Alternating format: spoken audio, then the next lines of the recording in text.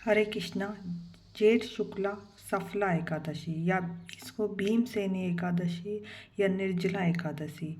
भीमसेन बोले, हे महाबुद्धि पितामह, मेरी बात सुनो। युधिष्ठिर, कुंती, द्रौपदी, अर्जुन, नकुल, सहदेव ये एकादशी को कभी भोजन नहीं करते।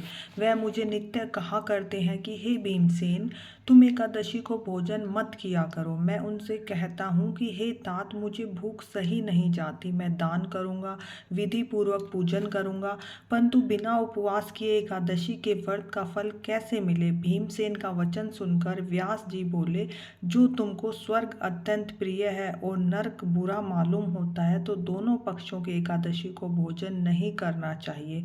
भीमसेन बोले, हे महाबुद्धे, एक बार भोजन करने से भी मुझसे नहीं रहा जाता, फिर उपवास कैसे करूँगा। हे महामुने, वक्र नाम का अग्निदेव सदा मेरे पेट में रहता है। जब मैं बहुत सा अन्न खाऊंगा तब वह शांत होता है। हे महामुने, मैं एक उपवास कर सकता हूँ जिससे स्वर्ग मिल जाए।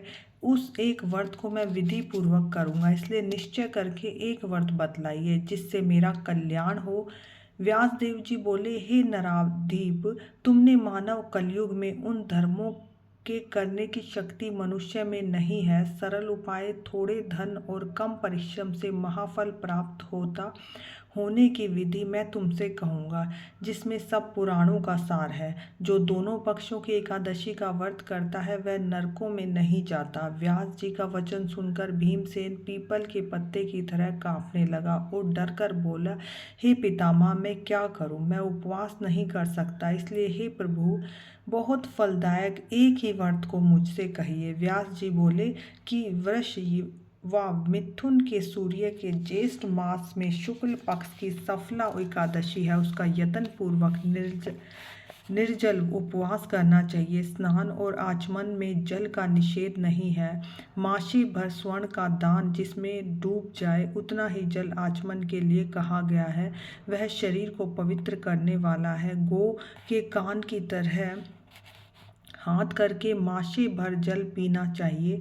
उससे थोड़ा या अधिक जल पीने से मदिरा पान के समान होता है। और कुछ ना खाएं, नहीं तो व्रत भंग हो जाता है। एकादशी के सूर्य उदय से दूसरे दिन के सूर्योदय तक जलपान न करें। ऐसा करने से 12 महीने की एकादशी का फल उसको बिना यत्न के मिल जाता है। फिर द्वादशी को सवेरे निर्मल जल में स्नान करें, ब्राह्मणों को जल और स्वर्ण दान करें और कृतज्ञ ब्राह्मणों सहित भोजन करें। हे भीमसेन, इस प्रकार व्रत करने से जो पुण्य होता है उसको सुनो। साल भर में जितनी एकादशी होती है उसका फल इस एकादशी के व्रत करने से मिल जाता है, इसमें संदेह नहीं। शंख चक्र गदाधारी कृष्ण भगवान ने मुझसे कहा है कि सब धर्मों को छोड़कर मेरी शरण में आओ। एकादशी को निराहार रहने से मनुष्य सब पापों से छूट जाता है। हे वायुपुत्र, बार बार विशेष क्या करें। ज्येष्ठ की शुक्ल पक्ष की एकादशी में जल भी वर्जित है। इसका व्रत करने से जो फल मिलता है उससे सुनो।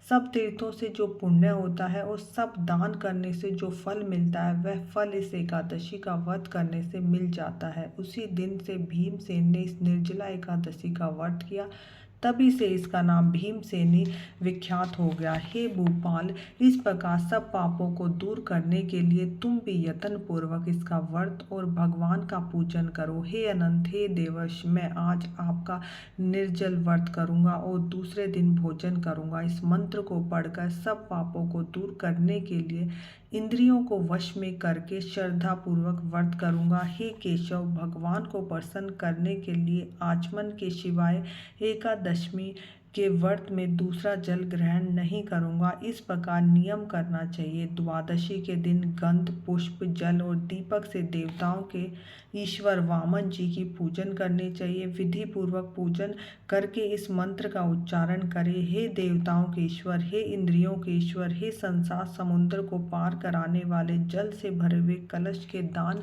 करने से मुझको परम गति दीजिए। ऐसा करके ब्राह्मणों के लिए शक्ति के अनुसार कलश देना चाहिए। इस प्रकार जो पवित्र और पापों को दूर करने वाली इस एकादशी का व्रत करता है वह सब पापों को दूर करने वाली इस एकादशी का व्रत करता है, वह सब पापों से छूट कर परम पद को प्राप्त होता है। हरे कृष्णा।